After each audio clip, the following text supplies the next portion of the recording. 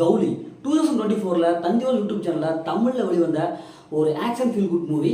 இந்த படத்தோடைய கதையை பார்த்துடலாம். படத்தோடைய ஹீரோ ஒரு கிராமத்தில் ஆடு மாடெல்லாம் வச்சுக்கிட்டு அப்படியே விவசாயம் பண்ணிக்கிட்டு அப்படியே ஜாலியான ஒரு லைஃப்பை வாழ்ந்துட்டு இருப்பாரு. அவருடைய ஒய்ஃப் கொஞ்சம் படிச்சிருப்பாங்க, அவருடைய ஒய்ஃப் படிச்சிருப்பாங்க. உடனே டியூஷன் எடுத்துக்கிட்டு இருப்பாங்க. அதே மாதிரி ஒரு சின்ன ஒரு குட்டி பொண்ணு இருக்கும். அந்த பொண்ணுக்கு வாய் பேச வராது. உடனே எப்படியாவது தன்னுடைய பொண்ணை வாய் பேசணும் அப்படின்னு சொல்லிட்டு அதுக்கான முயற்சிகளை செஞ்சுட்டு இருப்பாரு. இப்படி அழகான ஜாலியான ஒரு லைஃப்பை வாழ்ந்துட்டு இருப்பாங்க. இதே ஊரில் ஒரு போலீஸ்கார் ஒருத்தர் இருப்பார். அவர் தான் அந்த படத்துடைய வில்லன். அவர் பார்த்தா சும்மா ரொம்ப திமுறை ஒரு தெனாவிட்ட ஈகோ பிடிச்சவங்க இருப்பாங்க. அங்கே இருக்கிற நிறைய ரவுடிகள்கிட்ட அப்படின்னு கனெக்ஷன் ஏற்படுத்திக்கிட்டு அப்படியே ஒரு கட்ட பஞ்சாயத்து மாதிரி ஒரு கெத்தாக இருப்பாங்க. இந்த மாதிரி சூழ்நிலை ஹீரோவுக்கும் போலீஸ் வில்லனுக்கும் ஒரு மிகப்பெரிய ஒரு சம்பவம் ஏற்படும். இந்த சம்பவத்திலேருந்து எப்படியாவது நம்ம ஹீரோ போலீஸ்காரனை பழிவாங்கணும் அப்படின்னு துடிப்பார்.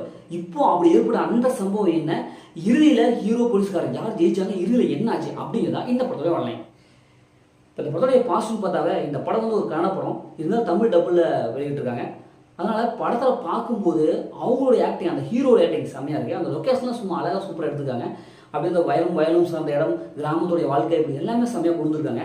ஃபர்ஸ்ட் ஹாஃபில் அப்படின்ட்டு இருந்தாலும் செகண்ட் ஹாஃபில் கதையை நோக்கி போகுது. செகண்ட் ஹாஃபில் அந்த பழிவாங்க அப்படின்ட்டு அவர் ஹீரோடைய அந்த ஃபைட்டிங் சீன்ஸ்லாம் செம்மையாக இருக்குது. சும்மா அப்படியே மொட்டத்தன்மை காட்டுத்தனமாக ஒரு ஃபைட்டாக இருக்குது. அந்த சீன்ஸாக பார்க்கும்போது செம்மையாக இருக்குது. ஏன்னா ஆரம்பத்தில் ஹீரோ அப்படியே சாஃப்டாக காமிச்சிருப்பாங்க.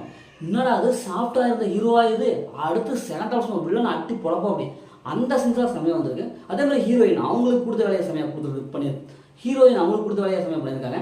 அந்த குட்டி போன ஒரு வாய் பேச முடியாது அப்படின்ட்டு வரும். இப்படி படத்தில் வச்சு எல்லாம் வந்து சூப்பரான பர்ஃபார்மன்ஸை கொடுத்துருக்காங்க. சினிமாவில் கலர்ஃபுல்லான ஹை குவாலிட்டி அப்படி கொடுத்துருக்காங்க. லொக்கேஷன் செம்மையாக இருக்குது, சான்ஸே இல்லை. இப்போ இந்த படத்துடைய மைனஸ்னாவே தேவையில்லாத நிறைய சீன்ஸ் வருது. ஃபர்ஸ்ட் ஹாஃப்லாம் ரொம்ப லேகாக இருக்குது. ஏன்னா ஃபர்ஸ்ட் ஹாஃப் அந்த பாட்டுக்கிட்ட எதுக்கையாது கதைக்கு ஸ்ட்ரெயிட்டாக வாங்க அப்படிங்கிறத தான் இருக்குது.